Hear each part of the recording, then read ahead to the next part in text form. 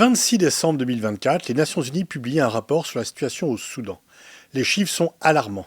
Il pourrait y avoir jusqu'à 150 000 victimes, en incluant les conséquences humanitaires du conflit. Depuis avril 2023, le Soudan connaît en effet une recrudescence de violence dans un conflit qui oppose deux factions armées qui prennent en otage des millions de civils. Pourtant, il continue de faire partie de ces conflits oubliés et en réalité souvent invisibilisés, en particulier en Occident. Retour dans cette vidéo sur les origines et les sources de ce conflit qui meurtrit aujourd'hui le Soudan. Le territoire actuel du Soudan résulte de luttes d'influence qui ont façonné la région au XIXe siècle. En 1820, Mehemet Ali, wali d'Égypte sous domination ottomane, conquiert ce territoire pour en faire une colonie. Le Bilad al-Soudan, le pays des Noirs, demeurera plus de 70 ans sous l'influence turco-égyptienne. Dans la décennie 1880, Muhammad Ahmad initie le mouvement religieux mahadiste qui s'oppose à cette domination et cherche à repousser les Égyptiens pour instaurer un régime fidèle à l'islam authentique. Les mahadistes gouvernent le nord du pays de 1885 à 1898 avant d'être renversés par une force égypto-britannique. Le Soudan devient alors un enjeu majeur de la rivalité européenne sur le continent. Le Royaume-Uni s'impose et le Soudan devient un condominium égypto-britannique. La période coloniale britannique au Soudan, tout en ayant unifié le territoire soudanais, a participé à nourrir les disparités entre le nord et le sud du pays, qu'elles soient économiques, ethniques ou sociales. Ainsi, le nord, majoritairement peuplé d'Arabes musulmans, concentre le pouvoir et marginalise le sud, plutôt peuplé de populations noires, majoritairement chrétiennes et animistes. L'incorporation des élites du Nord dans l'administration coloniale leur donne une place centrale qui perdurera après l'indépendance.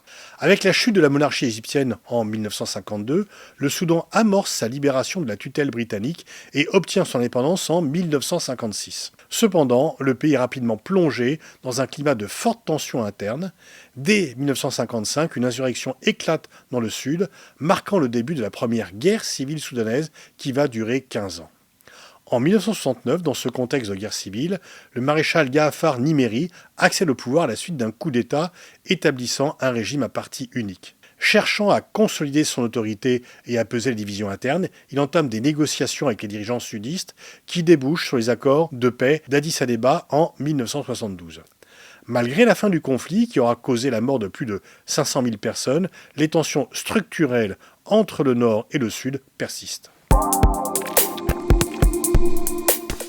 11 ans après, en 1983, Gaafar Nimeri abroge les accords de paix de 1972.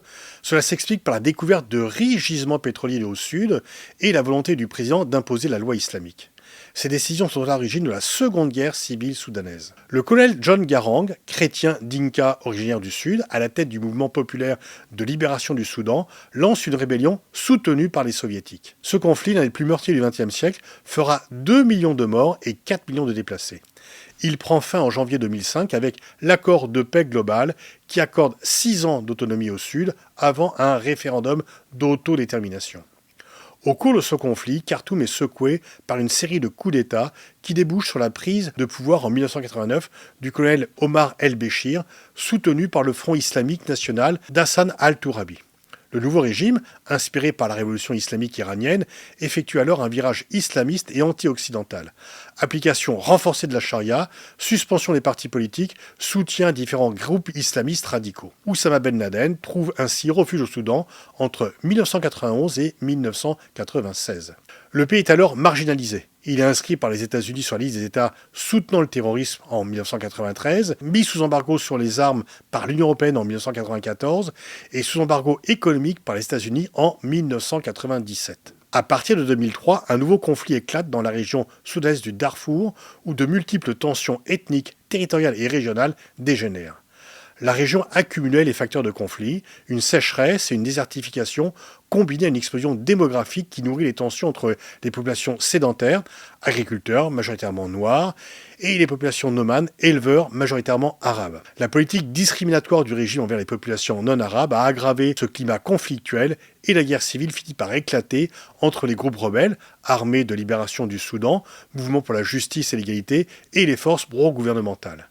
Le régime d'El-Béchir s'appuie sur les milices dites Janjaouid, groupe paramilitaire qui l'arme, recruté parmi les tribus nomades arabes. Le Conseil de sécurité saisit la Cour pénale internationale en 2005 concernant les crimes commis au Darfour. El-Béchir fait alors l'objet de mandats d'arrêt pour crimes de guerre, crimes contre l'humanité et génocide. Isolé, il se tourne vers la Chine et la Russie pour diversifier ses alliances. Le conflit du Darfour se poursuit néanmoins dans une intensité variable. En 2015, l'ONU avançait que ce conflit avait causé la mort de plus de 300 000 personnes et plus de 2,7 millions de déplacés. Au sud, conformément à l'accord de 2005, un référendum sur l'indépendance a lieu en 2011 et obtient à 99% des voix une majorité en faveur de l'indépendance. Le Soudan du Sud devient donc indépendant le 9 juillet 2011, privant le Nord de 75% de ses réserves pétrolières. Les pipelines menant à Port-Soudan restent toutefois indispensables pour l'exportation. Le Soudan du Sud doit donc payer d'importants droits de transit à Khartoum. L'autonomie ne rime pas avec la stabilité pour le jeune État qui bascule lui aussi en 2013 dans une guerre civile qui aura fait au moins 400 000 victimes avant un cessez-le-feu fragile en 2020. De nombreux réfugiés sud-soudanais fuient le pays vers l'étranger, notamment vers le Soudan. Depuis l'indépendance du Soudan du Sud en 2011, le Soudan connaît une grave crise économique due notamment à la perte de la majorité des services pétrolières et bien sûr des sanctions occidentales. Entre 2011 et 2013, dans le contexte de révolte arabe, la suppression des subventions sur le carburant double les prix à la pompe, provoquant des manifestations violemment réprimées par le régime. En décembre 2018, une nouvelle hausse du prix du pain déclenche des protestations d'abord économiques, puis politiques, avec des slogans comme « Le peuple veut la chute du régime », qui cible le président Omar El-Béchir. Les femmes jouent un rôle central dans ces mobilisations et certaines activistes sont surnommées Kandaka en référence aux puissantes reines nubiennes de l'Antiquité.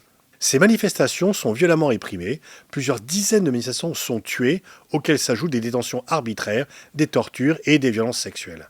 Dans ce contexte, l'armée soudanaise renverse Omar El-Béchir en avril 2019, dissolvant le gouvernement et déclarant l'état d'urgence. Les manifestations se poursuivent pour exiger un gouvernement civil, alors que le sentiment de s'être fait voler la révolution par les forces militaires grandit au sein de la population. Un conseil militaire de transition est formé et des sit-ins ont lieu dans plusieurs villes, dont celui de Khartoum le 3 juin 2019, qui donne lieu à un massacre avec la mort de plus de 100 personnes lors de la dispersion par les forces de soutien rapide. Créé en 2013 à partir des milices Janjaouid et devenu force paramilitaire en 2017, les FSR regroupent environ 120 000 combattants et jouent un rôle clé dans la répression. Les forces armées soudanaises constituent quant à elles l'armée régulière du pays, avec un effectif estimé entre 70 000 et 150 000 soldats. En juillet 2019, un accord est finalement trouvé pour créer un conseil de souveraineté mixte composé de 5 civils et 5 militaires, chargés de gouverner pendant 39 mois jusqu'aux élections prévues en 2022. Deux figures clés émergent alors. Abdel Fattah el-Burhan, président du conseil qui avait organisé le coup d'État contre el-Béchir, et Hemedi, son vice-président, leader des FSR. Anciennement alliés, les tensions émergent entre les deux hommes, notamment autour de l'intégration des FSR dans l'armée régulière dirigée par el-Burhan, projet rejeté par Hemedi. Ce dernier s'appuie sur les ressources financières des FSR, issues notamment du contrôle des mines d'or soudanaises et de leur activité mercenaire au Yémen pour renforcer leur influence. En octobre 2021, el-Burhan exclut les civils du Conseil de souveraineté lors d'un nouveau coup d'État. Après un an de tensions et de manifestations, un accord cadre, soutenu par l'ONU et l'Union africaine, est signé en décembre 2022. Cet accord vise à établir un gouvernement civil, mais laisse en suspens les questions cruciales comme la réforme militaire, point de tension persistant entre les deux généraux. L'accord n'aboutira pas à la tenue d'élections. En avril 2023, les tensions entre el-Burhan et Hemedi dégénèrent en guerre civile ouverte. De nombreuses puissances étrangères lancent alors des opérations d'évacuation de leurs ressortissants.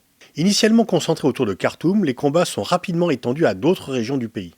Cette expansion a transformé ce qui était une lutte de pouvoir localisée en guerre civile à l'échelle nationale. Les FSR, dirigés par Hemedi, ont progressivement pris le contrôle de nombreux territoires et sites stratégiques tels que le palais présidentiel et plusieurs aéroports. À l'automne 2024, elles ont consolidé leur emprise sur des localités stratégiques situées à la frontière avec l'Éthiopie et le Soudan du Sud, jusqu'alors contrôlées par les forces armées d'Al-Burhan. Elles dominent également plusieurs régions clés à l'ouest, notamment au Darfour, où elles sont responsables de graves exactions envers les populations civiles. L'armée régulière, force armée soudanaise, malgré les revers subis, maintient son contrôle sur les régions du nord et l'est du pays. Fin septembre 2024, elle a lancé une vaste opération à Khartoum pour tenter de reprendre le contrôle total de la capitale. Plus largement, aucune des deux factions n'a réussi à prendre un ascendant décisif, plongeant le pays dans une impasse sanglante. Depuis avril 2023, de nombreux responsables d'organisations internationales et d'ONG qualifient la situation au Soudan de pire crise humanitaire au monde. Les chiffres illustrent l'ampleur du désastre. 10 millions de déplacés, soit une personne sur 5, 20 000 morts civiles directes et près de 150 000 morts indirectes. 18 millions de personnes en situation de faim aiguë et plus de 730 000 enfants souffrant de sous-nutrition. Les violences ciblées, notamment ethniques et de genre, exacerbent la crise. En mai 2024, Human Rights Watch alerte sur un nettoyage ethnique en cours au Darfour occidental avec des attaques répétées par les FSR visant l'ethnie Massali et d'autres populations non arabes.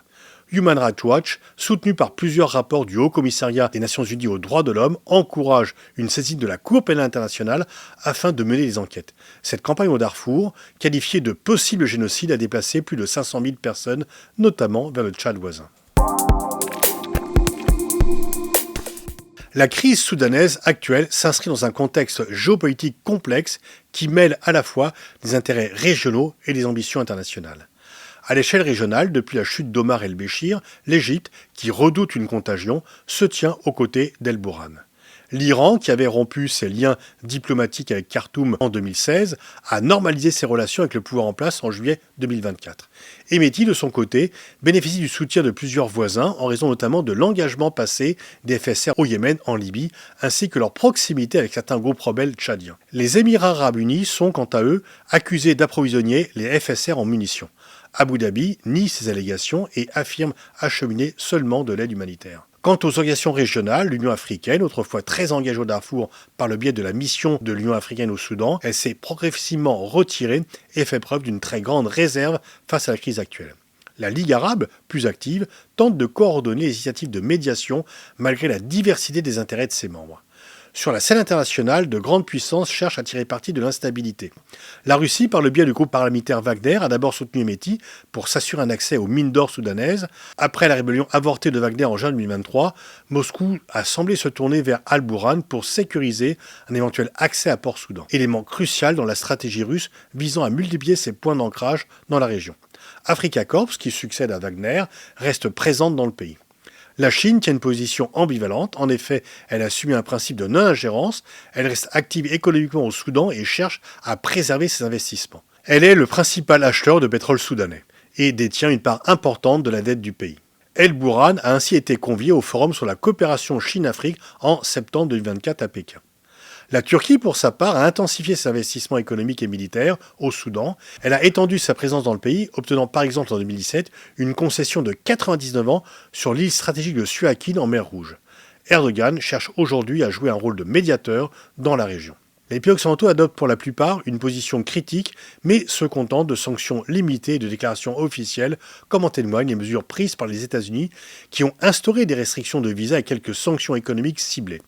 L'efficacité des embargos et les sanctions semblent limitées. En 2004, le Conseil de sécurité des Nations Unies a imposé un embargo sur les armes à destination du Darfour. Cet embargo a été récemment renouvelé jusqu'au 12 septembre 2025, mais reste limité au Darfour. Depuis 1994, l'Union européenne maintient un embargo sur les armes couvrant cette fois-ci l'ensemble du Soudan. En 2020, Washington a retiré le pays de la liste des États soutenant le terrorisme en échange de l'établissement de liens diplomatiques entre Khartoum et Tel Aviv. Les ONG soulignent également une certaine incohérence, notamment vis-à-vis du refoulement des demandeurs d'asile soudanais par des gouvernements qui dénoncent pourtant la crise humanitaire, comme c'est le cas en France. En avril 2024, une conférence humanitaire internationale pour le Soudan et ses voisins s'est tenue à Paris, aboutissant à des engagements de plus de 2 milliards d'euros, mais cela reste insuffisant par rapport aux besoins estimés par l'ONU. En conclusion, depuis son indépendance, le pays n'a pas connu la stabilité, mais la crise s'est aggravée depuis 2023. Les puissances extérieures semblent impuissantes, mais en même temps, elles interfèrent dans cela, alimentant un conflit qui est aujourd'hui l'une des crises humanitaires majeures, où la population civile est prise en étau entre deux généraux qui se disputent les richesses du pays uniquement par intérêt personnel. Le reste du monde semble impuissant à mettre fin à cet affrontement, parce que personne ne veut vraiment s'en mêler et pense être à l'abri, et donc ce sont une fois encore les civils qui sont les victimes premières de ce conflit.